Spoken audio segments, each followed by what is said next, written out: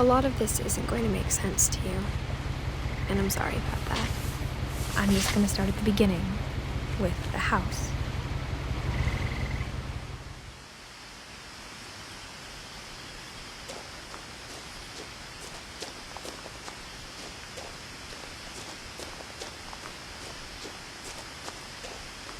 I lived here until I was 11, but I wasn't allowed inside half the rooms.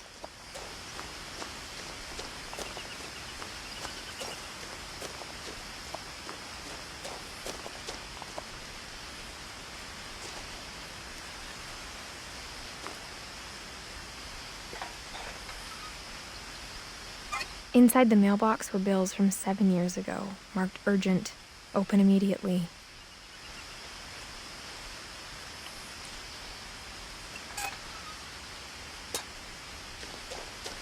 I hadn't been back since my brother Lewis's funeral.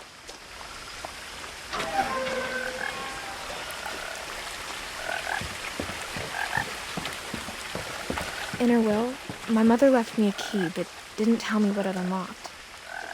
Maybe she thought I'd know, or she thought that the mystery would be enough to bring me back.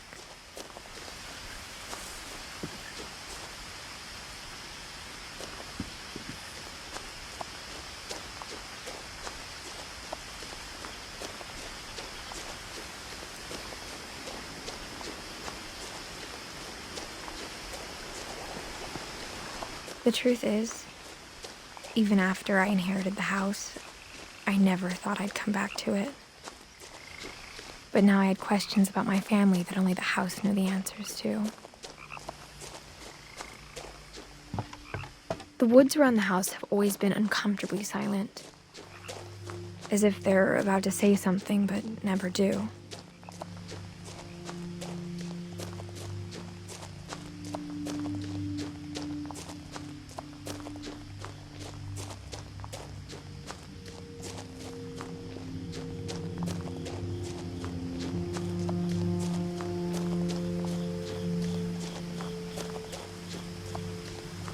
The house was exactly like I remembered it, the way I'd been dreaming about it.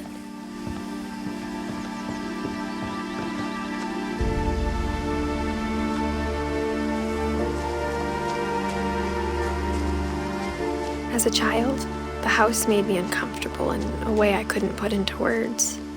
Now, as a 17-year-old, I knew exactly what those words were. I was afraid of the house.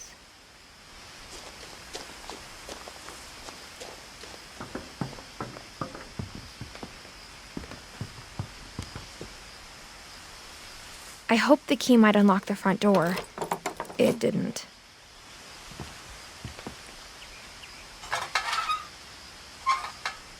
Looking in, I felt like the house itself had been waiting for me.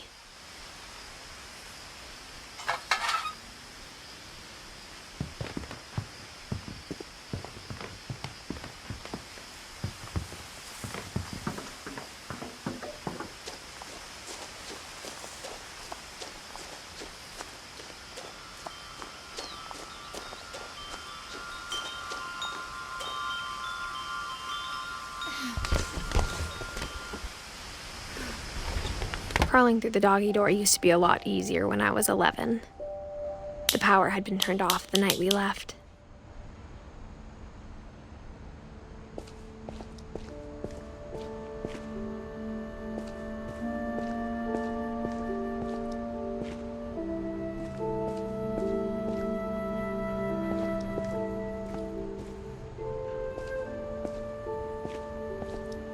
For the first time in years, I felt like I was home.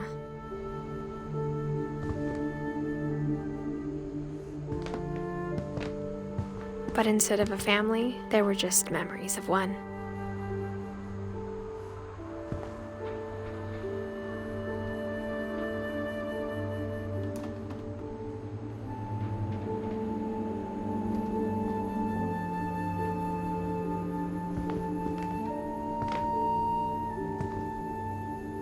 Like how only one restaurant would deliver to our house, so we had Chinese a lot.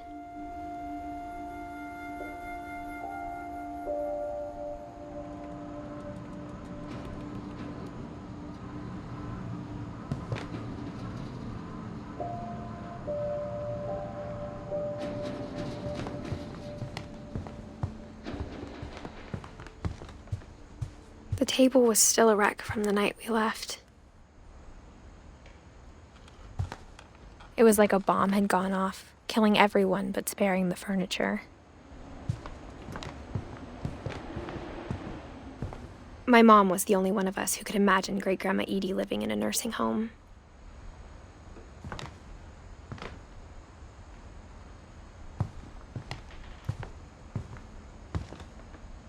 Nothing in the house looked abnormal. There was just too much of it, like a smile with too many teeth.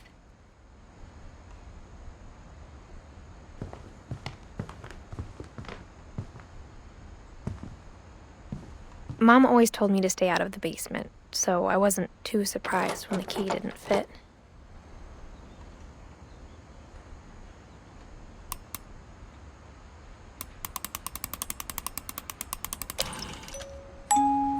Great-Grandpa Sven built a music box for Barbara, along with the rest of the house.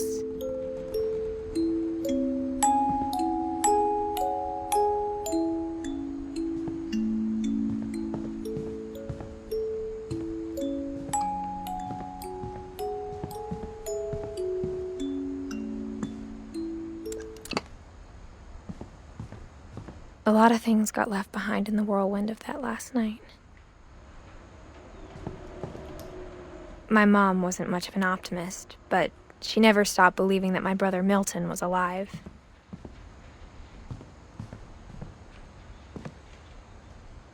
After Milton disappeared, Mom sealed up all the bedrooms. Then Edie retaliated and drilled peepholes.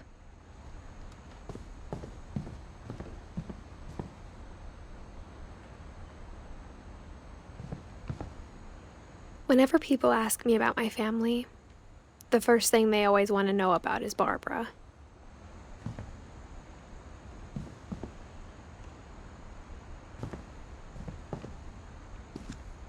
Mom must have locked the third-floor stairs on the night we left. Edie's father, Odin, built the original house.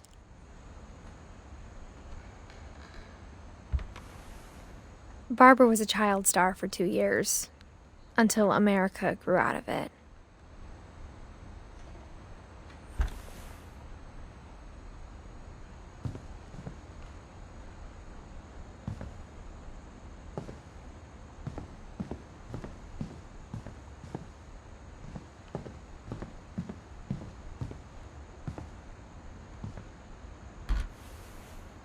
The last time I was in Edith Sr.'s room, I was 10 and she was painting my portrait.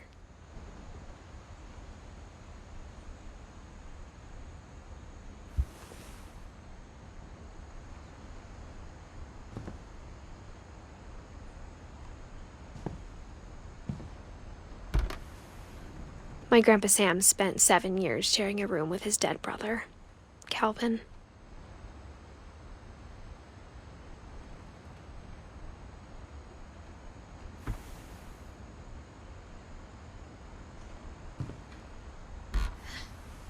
As a kid, I just assumed every house had peepholes and sealed rooms you weren't allowed inside of.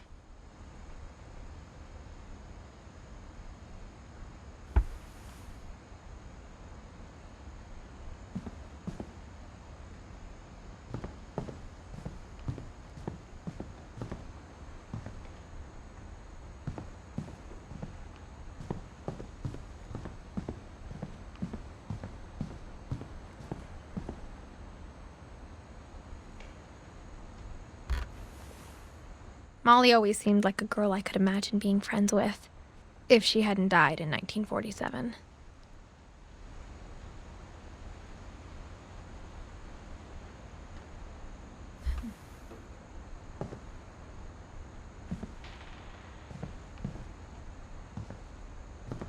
I spent a lot of time playing in Great Uncle Walter's room.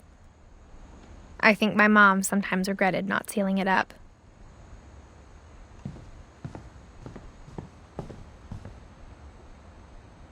Lewis told me there were secret passages, but I never believed him.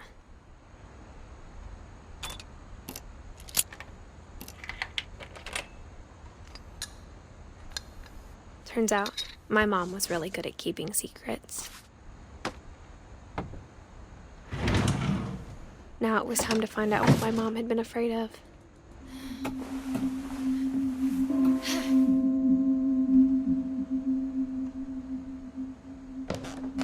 Reading this, maybe it sounds like I had a plan, but I had no idea what was behind that door.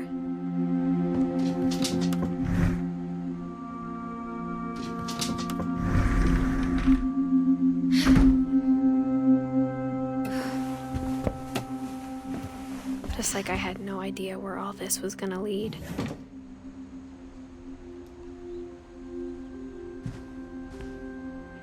I grew up looking at Molly's room through the peephole.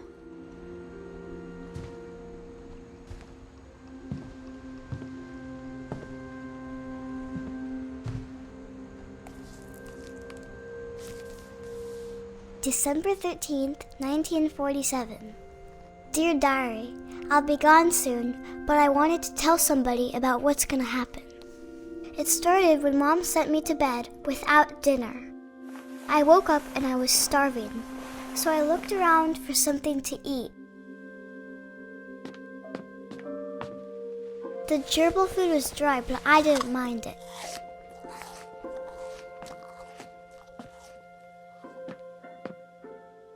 My Halloween candy was all gone.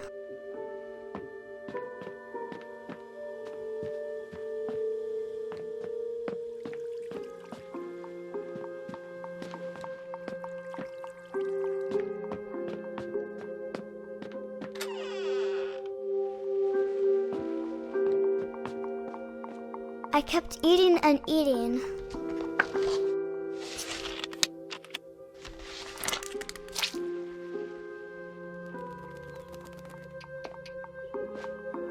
I ate a lot of things that night.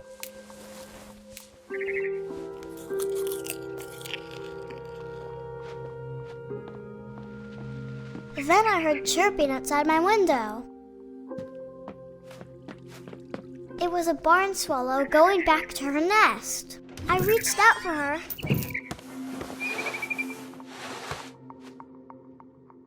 And suddenly,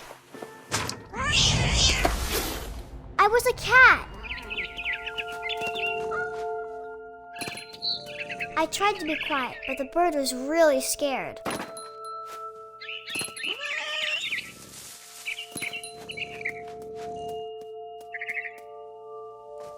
Mom and Dad didn't even look at me.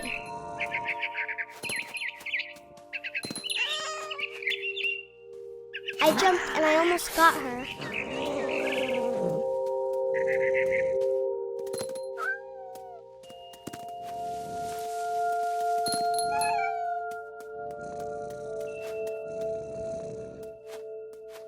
I could tell she was getting really tired.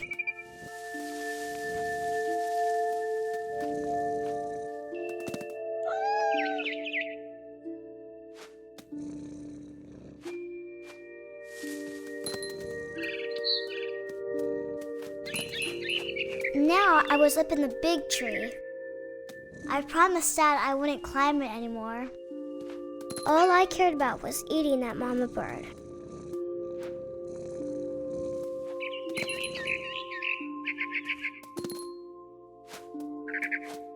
I gobbled her up. And suddenly, I was an owl. First, all I heard was the wind. Then I heard little teeth nibbling in the grass.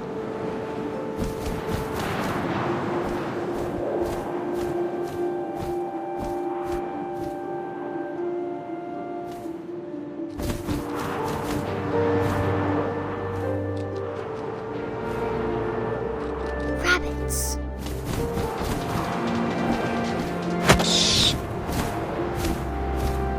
I imagined his face looking up and seeing mine through my talons. I swallowed him up, and I didn't chew one bit. Then I flew off to find something bigger.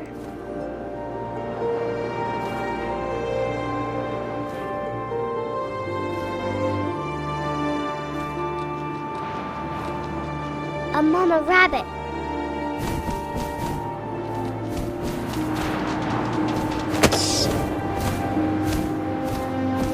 She was almost too big to carry. I started choking, but I couldn't stop eating. And suddenly, I was a shark.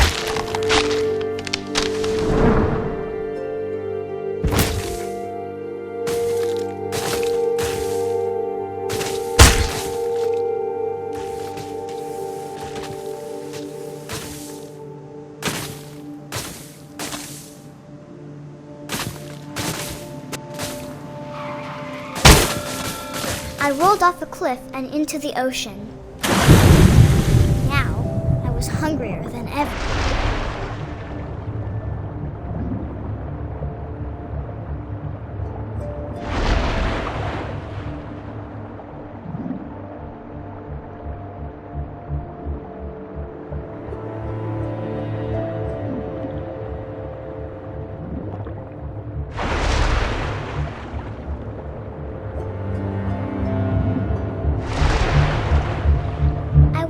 Fat, juicy seals.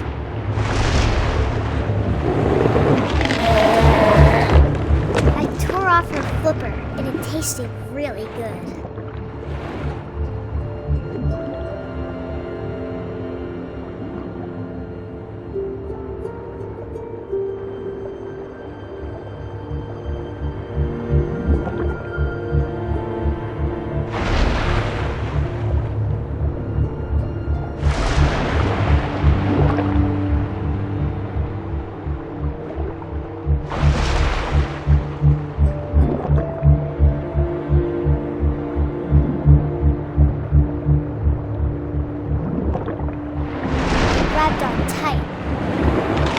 But I was so hungry, I jumped out of the water.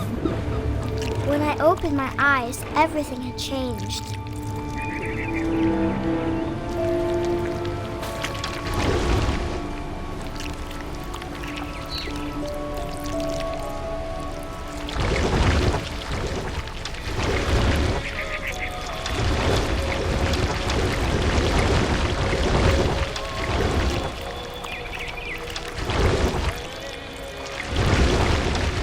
And I smelled people everywhere.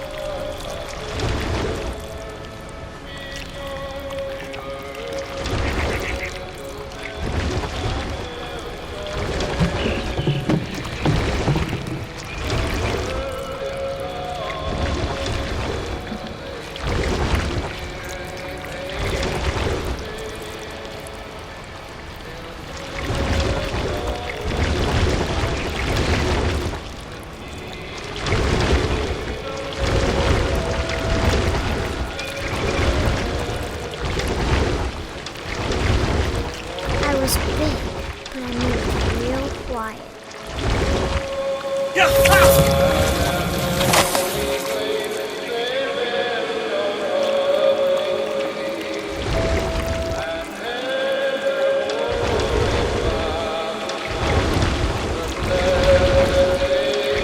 I wanted to stop, but also I didn't.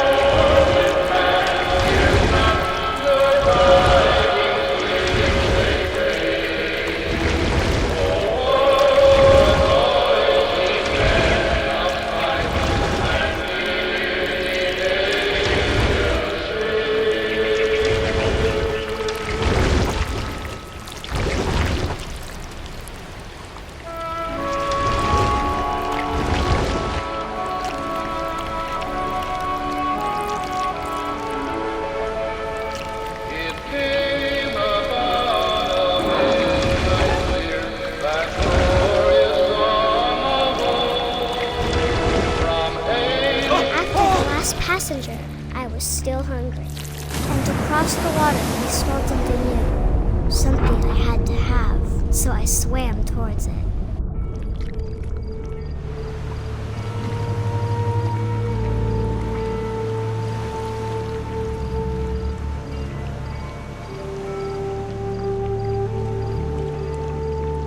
I slithered onto the sand, and the good smell went into an old pipe.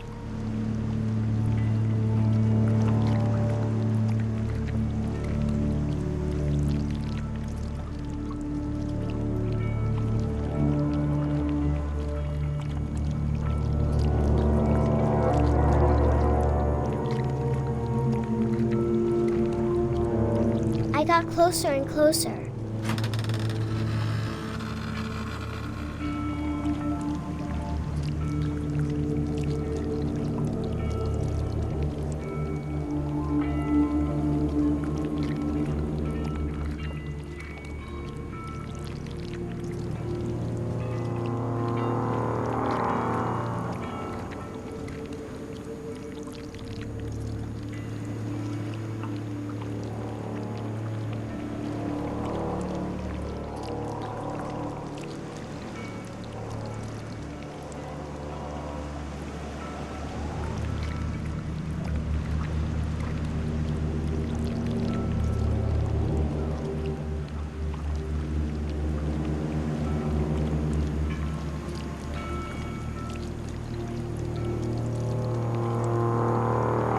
All of my stomach started growling.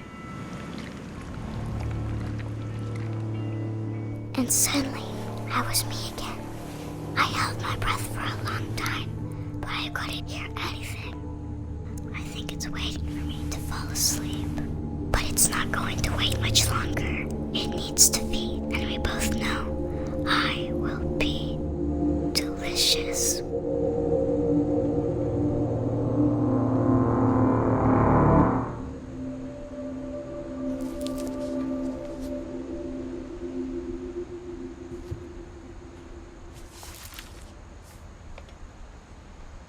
I'm not sure if I believed all of that, but I'm sure Edie would have.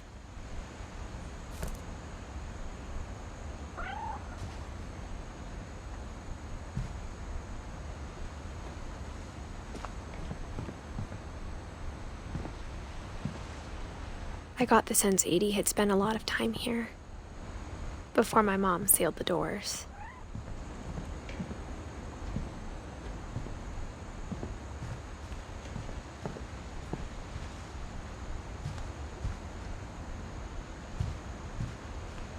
I can't describe it, but I felt like some part of Molly was still here.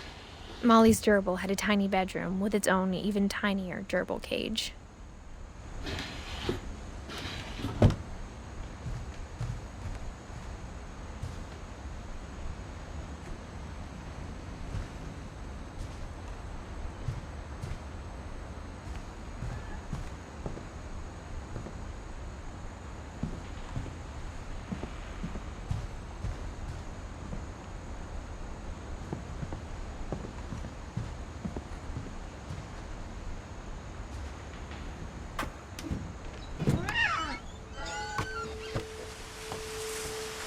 This will be obvious later, but my mom never told me any of these stories. Edie would have, but Mom didn't like bringing up the past. Though, when we adopted a stray kitten, she was the one who named it Molly.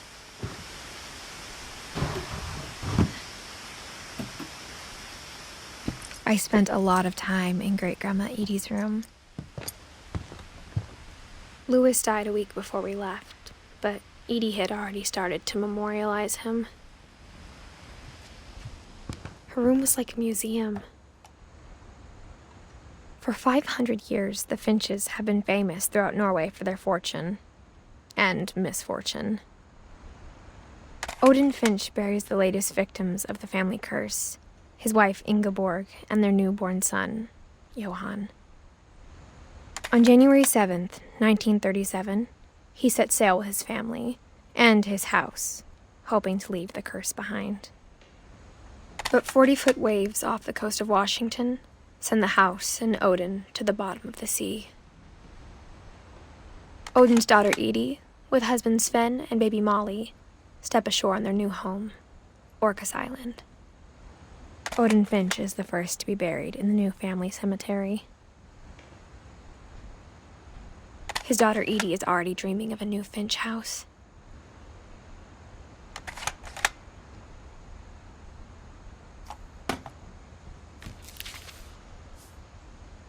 Whatever's wrong with this family, it goes back a long ways.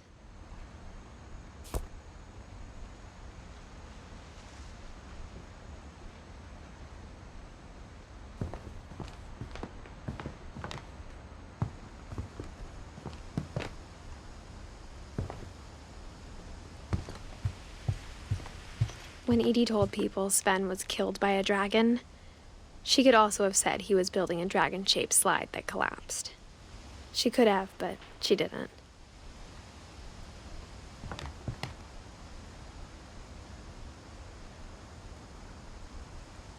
Even in her 90s, sometimes Edie seemed a lot younger than my mother.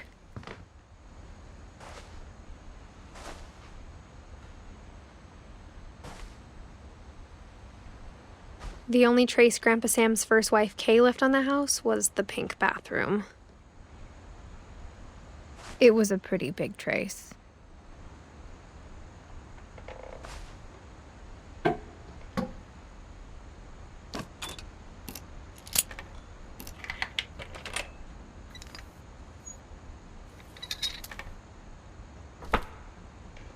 There's a secret in this bathroom.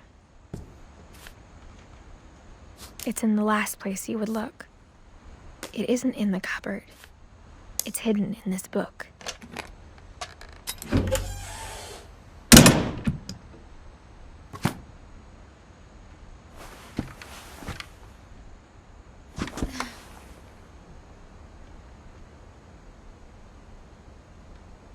Sven gave Sam an old camera he'd refurbished.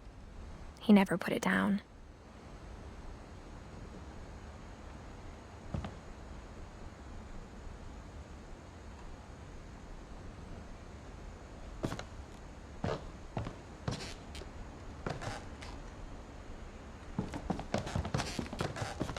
From the paintings on the wall, it was clear my brother Milton had been here before me.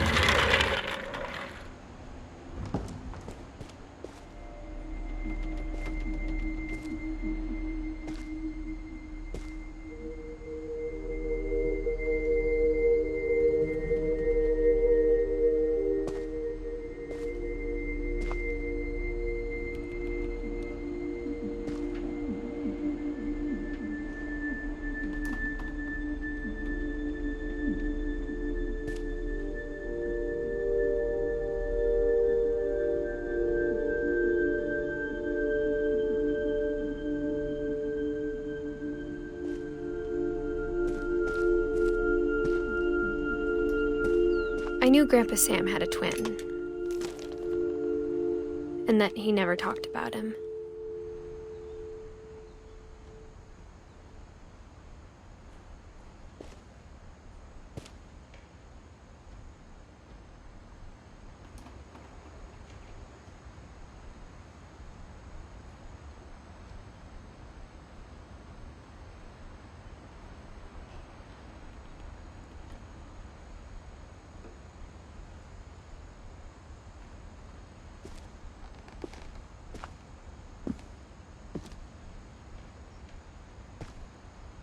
I guess my grandpa didn't like history any more than my mom did.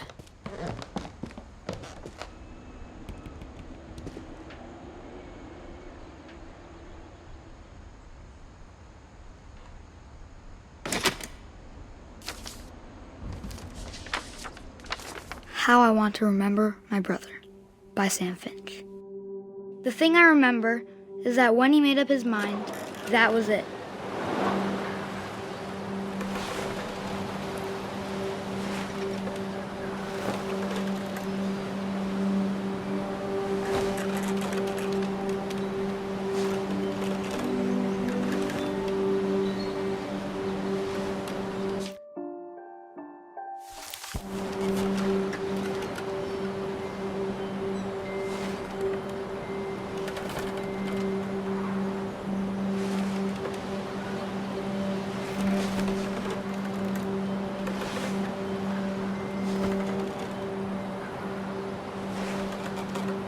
My brother said he'd die before he ate another mushroom.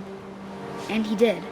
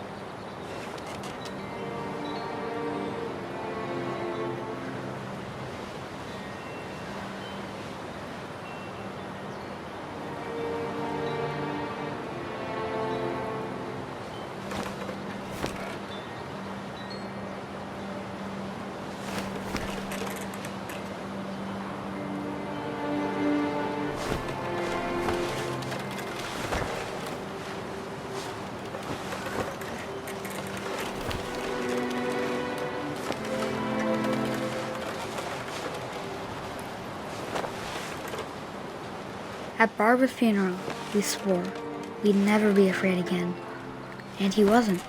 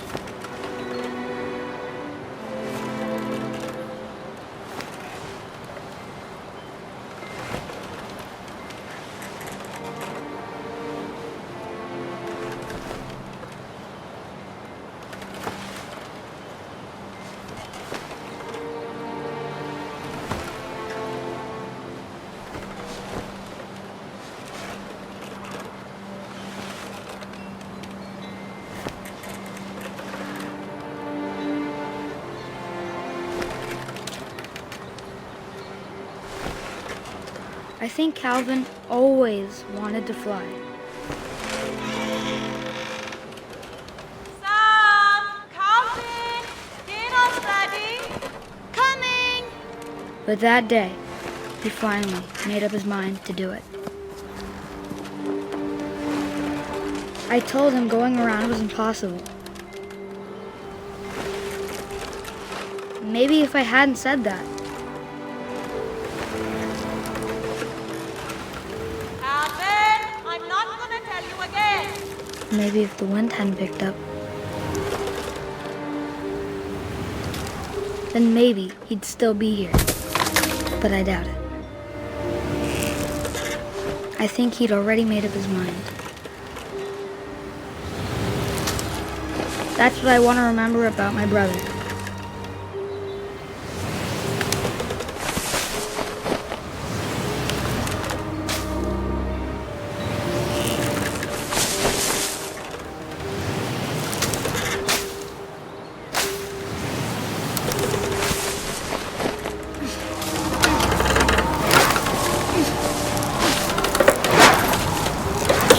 The day he made up his mind to fly. And he did.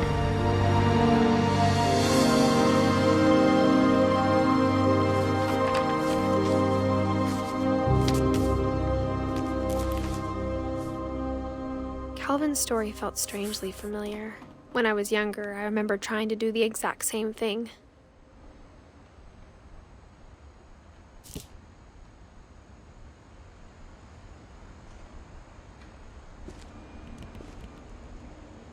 After the funeral, Edie roped off Calvin's half of the room.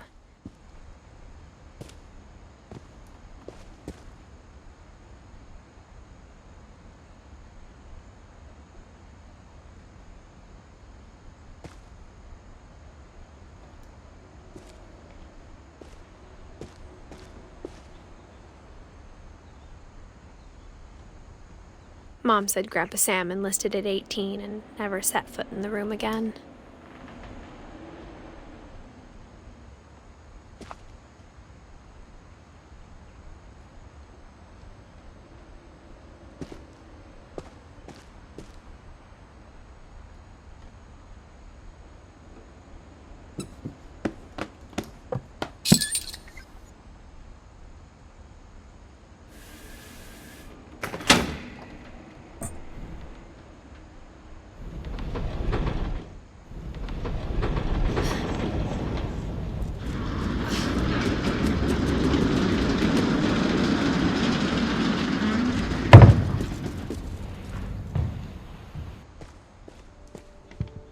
The passages were a pretty tight fit. They'd obviously been built for smaller hands and bellies.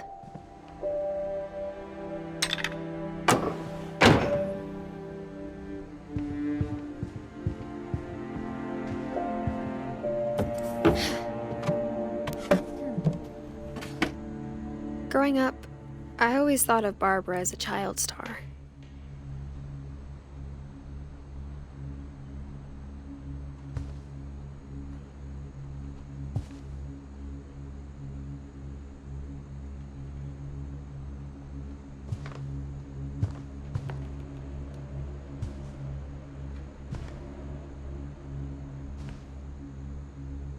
I never thought about how hard it must have been for her afterwards.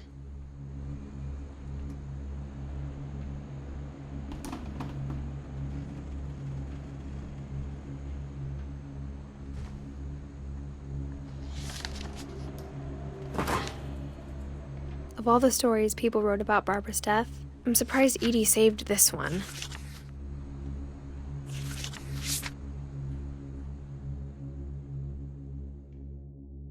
Old Jack here with another ghastly tale inspired by America's most unfortunate family. I'm calling it The Surprise Ending of Barbara Finch. As a child star, Barbara was famous for her scream. Now at 16, she was all washed up. A has-been.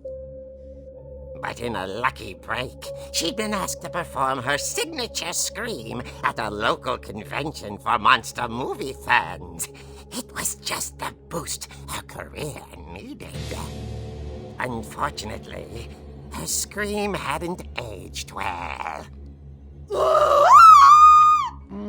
Getting better. I think you just need the right motivation. Her biggest fan and current boyfriend, Rick, was about to demonstrate when... Now that was a great scream. It was Barbara's father, Sven.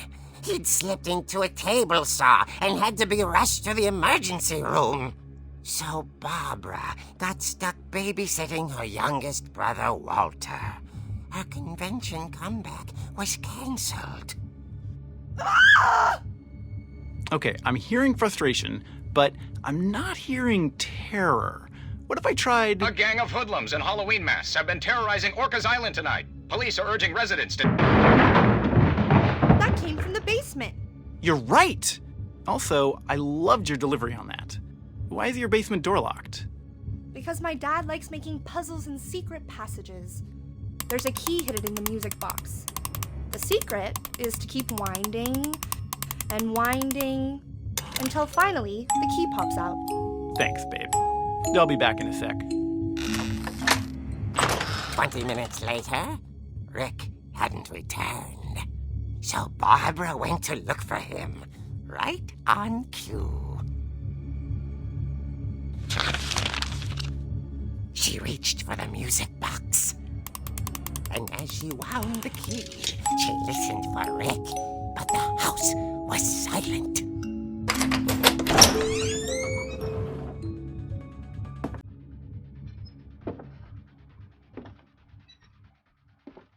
She found Rick's crutch and imagined the worst.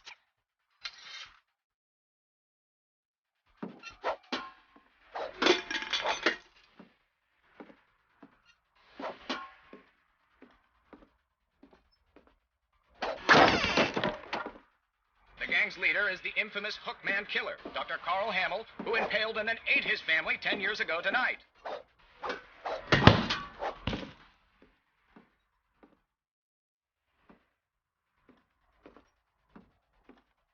The old fridge rattled and grew still. Oh, dear! Oh! Rick? Barb, relax. I was just trying to scare you to help you find your scream. Well, I'm not scared, Rick. I'm furious.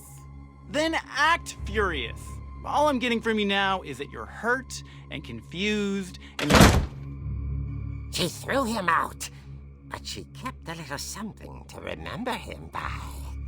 Barb, have you seen my other crutch? And she was still holding it when she fell asleep watching the late picture show. Hours later... Barbara! Walter, what's going on up there? Ah! Okay, I'm coming up, but if this is a trick, you're dead, Walter.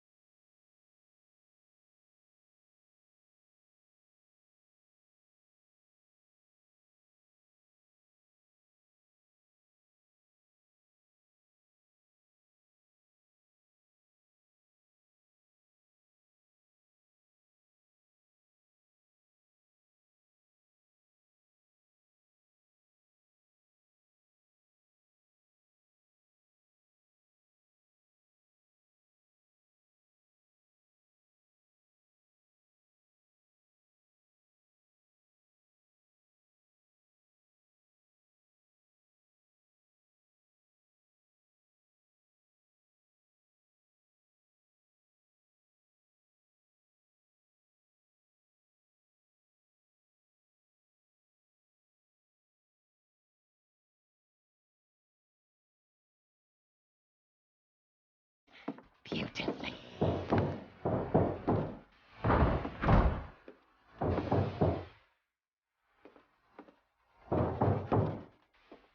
She thought about abandoning Walter, but just couldn't do it.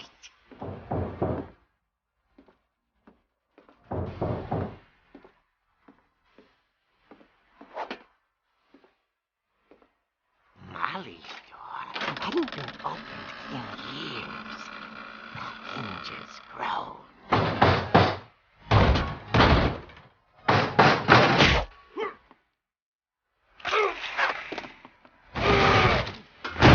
He wasn't moving, but she sensed the story might not be over yet.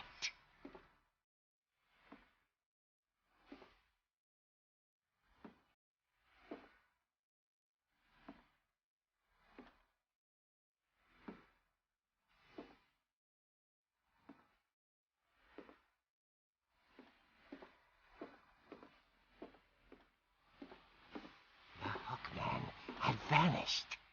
She listened for his breathing, but all she heard was...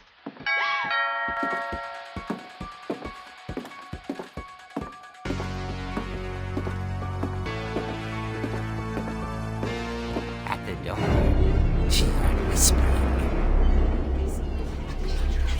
It was coming from inside the house.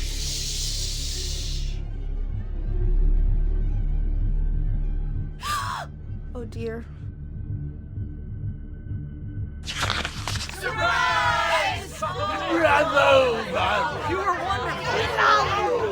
monsters had come to surprise her. For Barbara, it was a dream come true. Then she saw what kind of monsters they were, and she realized what was about to happen. She was going to be famous. And with her final breath, Barbara Finch gave the performance of her life.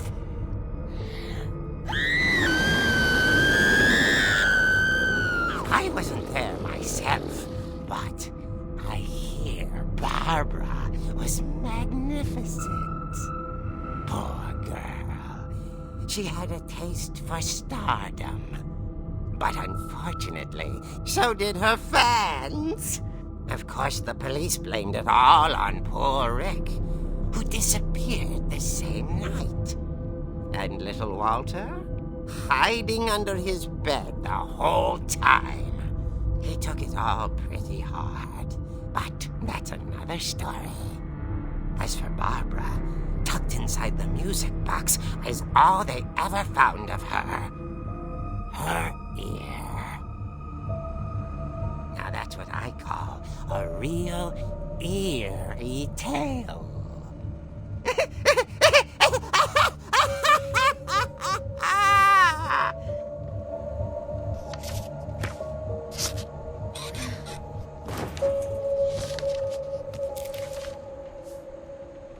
Edie told me all Barbara wanted was to be remembered, as absurd as that comic was.